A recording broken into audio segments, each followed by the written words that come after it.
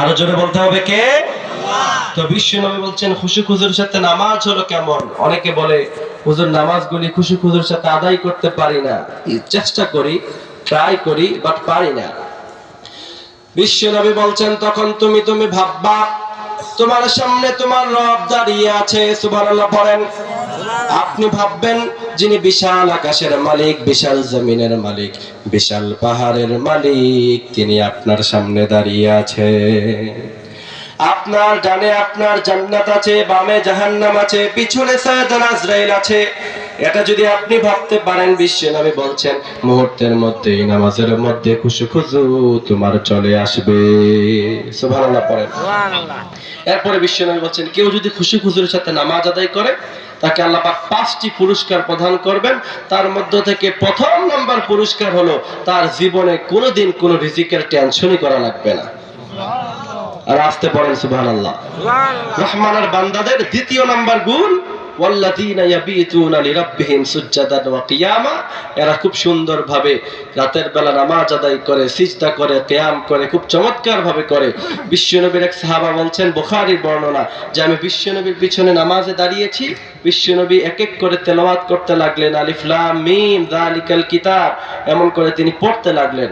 আমি ভাবলাম এক্ষুনি মনে হয় বিশ্বনবী রুকুতে চলে যাবেন, এই মনে হয় এই পৃষ্ঠা শেষ হলে মনে যাবেন, না ওই পৃষ্ঠা শেষ হলে মনে হয় যাবেন।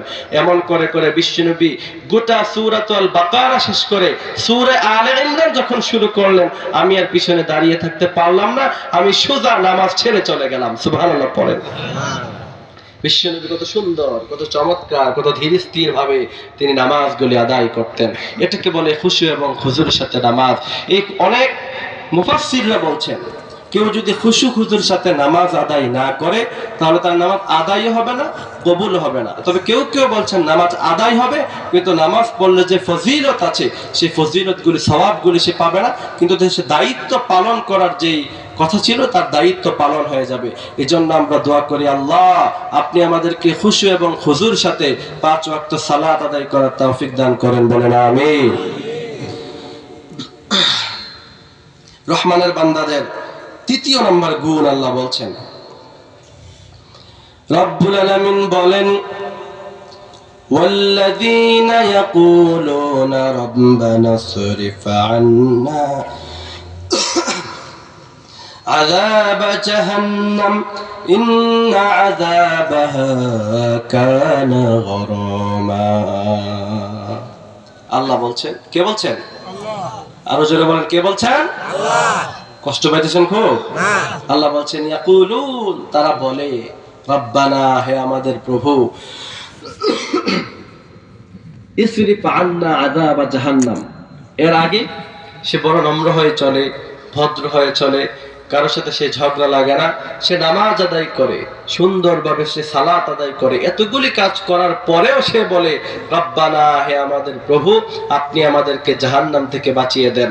আর আমাদের যে সমস্ত ভাইরা খাজা বাবার মুরিদগিরি করে, বাবার পিছনে পড়ে থাকে, যারা বলে নামাজও লাগে না, রোজাও লাগে না, কিচ্ছু লাগে না, আমার বাবা মাকে পার করে দিবে, তাদের জন্য আল্লাহ বলছেন, না, নয়, এমন নয়। তুমি সুন্দরভাবে নামাজ আদায় করার পরে, তুমি সুন্দরভাবে মানুষের সাথে ব্যবহার করার পরে, সব হুকুম মানার পরেও, তারপরেও একজনের কাছে পানাহ চাইতে হবে, তিনি কে? আল্লাহ।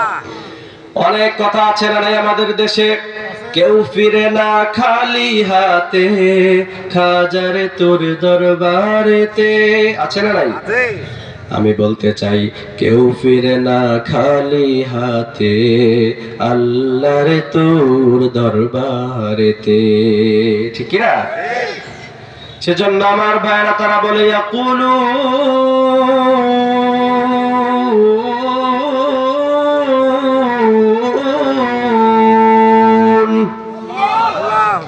তারা বলে, রব্বানা ইসরিফ আন্না আযাব জাহান্নাম, রব আপনি আমাদেরকে জাহান্নাম থেকে বাঁচায়া দেন, ইন্না আযাবাহা কানা গরামা, কারণ জাহান্নামের আযাব বড় কঠিন, বড্ড কঠিন, এটা সহ্য করার মতো ক্ষমতা আমাদের কারণ নাই। এটা হচ্ছে রহমানের বান্দাদের তৃতীয় নাম্বার গুণ। এজন্য আমরা রাতের বেলা গভীর রাতে তাহাজ্জুদের সালাত আদায় করে একজনের কাছে পানাহ চাইবো, তিনি কে? বিশ্বনবী বলছেন, কেউ যদি এশারের সালাত জামাতের সাথে আদায় করে, এরপরে সে ঘুমিয়ে পড়লো, গল্প গুজব করলো না, কারোর সাথে আড্ডায় গেল না, কোন গ্রুপ চেটিং এ সে গেল না, সোজাসুজি সে ঘুমিয়ে পড়লো, আবার ফজরের সালাত জামাতের সাথে আদায় করলো, সারা রাত দাঁড়িয়ে থেকে কিয়াম করলে, সিজদা করলে যেই পরিমাণ সওয়াব হয়, ওই পরিমাণ সওয়াব আল্লাহ পাক তার আমলনামায় দিয়ে দিবে। সুবহানাল্লাহ। আর আসতে পড়েন সুবহানাল্লাহ। সুবহানাল্লাহ। আর বিশ্বনবী বলছেন, 5 ওয়াক্ত সালাত আদায়কারী 5টি পুরস্কারের প্রথম হচ্ছে রিজিকের কোনো টেনশন নাই। সুবহানাল্লাহ পড়েন। ও মিয়া, যিনি বিশাল বড় বড় সাগরের মধ্যখানে তিমি মাছ, এক একটি তিমি মাছ এক এক ঢুকে কয়েক টন কি টন মাছ গিলে ফেলে। সুবহানাল্লাহ পড়েন। আপনারা যারা মাছ ধরেন, মাছ ধরতে গেলে সাধারণত আমরা জাল নিয়ে মাছ ধরতে যাই। যখন জালটাকে পানির মধ্যখানে দেই, তখন শুধু যখন আমরা উঠাই, শুধু মাছগুলি আসে, পানিগুলি সব নিচে চলে যায়। আল্লাহ পাক তিমি মাছটাকে এমন করে সুন্দর করে দাঁত দিলেন, তার মুখের অবয়বটা এমন করে দিলেন, সে যখন হা করে টন কি টন পানি তার মুখের মধ্যখানে চলে যায়, কিন্তু সে যখন ছিক মারে তখন সব পানিগুলি মুহূর্তের মধ্যে বের হয়ে যায়, আর টন কি টন মাছ সে মুহূর্তের মধ্যেই গিলে ফেলে। সুবহানাল্লাহ পড়েন। যিনি বিশাল বড় বড় তিমি মাছগুলিকে খাওয়াতে পারে, তিনি কি আমার আপনার মতো সাধারণ একজন মানুষকে 3 বেলা অল্প অল্প খাবার খাওয়াতে পারে না? পারে কি পারে না? এজন্য আল্লাহ বলছেন, খুশু খুশুর সাথে নামাজ আদায় করে যারা, আল্লাযীনা হুম ফি সালাতিহিম খাশিউন, এরা হচ্ছে কাদ আফলাহাল মুমিনুন, তাদেরকে আল্লাহ পাক সফলকাম মুমিন হিসাবে ঘোষণা দিয়েছেন। সুবহানাল্লাহ পড়েন। রহমানের বান্দাদের 4র্থ নম্বর গুণ, রব্বুল আলামিন বলেন, ওয়াল্লাযীনা ইযা আনফাকু লাম ইউসরিফু ওয়ালাম ইয়াকতুরু ওয়া কানা বাইনা যালিকা কাওয়ামা। এরা যখন খরচ করে, ইযা আনফাকু লাম ইউসরিফু, এরা যখন খরচ করে তখন তারা অপচয় করে না, ওয়ালাম ইয়াকতুরু, আবার অনেক বেশিও তারা খরচ করে না, মধ্যম পন্থা অবলম্বন করে। মধ্যম পন্থা যারা অবলম্বন করবে, আল্লাহ বলছেন, ওয়া ইবাদুর রহমান, এরা হলো রহমানের বান্দা। রব্বুল আলামিন নিজেই ঘোষণা দিয়েছেন। সুবহানাল্লাহ পড়েন। আবার বিশ্বনবী বলছেন, কিয়ামত পর্যন্ত যদি তুমি চাও তুমি গরীব হবা না, তুমি ধনী থাকতে চাও, তোমার জীবনটাকে তুমি সুন্দর রাখতে চাও, বিশ্বনবী বলছেন একটা টেকনিক অবলম্বন করবা, সেটা হচ্ছে তুমি মধ্যম পন্থা অবলম্বন করবা, অনেক অপচয় করবা না, কৃপণতাও করবা না, আজীবন তোমাকে আল্লাহ রিজিক দিয়ে ভরপুর করে দিবে। এজন্য এটা হচ্ছে রহমানের বান্দাদের 4র্থ নম্বর গুণ, ওয়াল্লাযীনা ইযা আনফাকু, এরা খরচ করে কিন্তু লাম ইউসরিফু, এরা অপচয় করে না, ওয়ালাম ইয়াকতুরু ওয়া কানা বাইনা যালিকা কাওয়ামা, এবং এরা অনেক কৃপণতাও করে না। আল্লাহ পাক আমাদের কেমন মধ্যম পন্থা অবলম্বন করার তৌফিক দান করুক, বলেন আমিন। এরপরে রহমানের বান্দাদের 5ম নম্বর গুণ, রব্বুল আলামিন বলেন, والذين لا يدعون مع الله،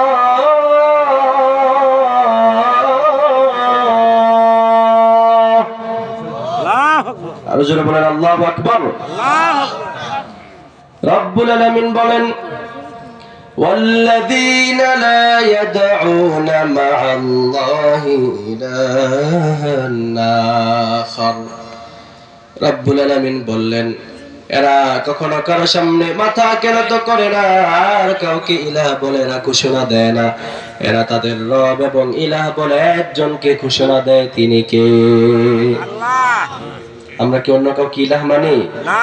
কাউকে ক্ষমতাধর ব্যক্তি মানি? আমরা সব সময় একজনের সিজদায় লুটিয়ে পড়ি, তিনি কে? আল্লাহ। আল্লাহ পাক। এটা হচ্ছে রহমানের বান্দাদের 5ম নম্বর গুণ। তাদেরকে ধরা হয় মারা হয়, জেলখানায় বন্দী করা হয়, কিন্তু তাদেরকে তাদের মস্তককে কোন জালেমের সামনে নত করা যায় না, ঠিক কি না? আমরা কি আমাদের মাথা নত করে দিব? দিবেন? আমরা সব সময় একজনের সামনে মাথাকে নত করতে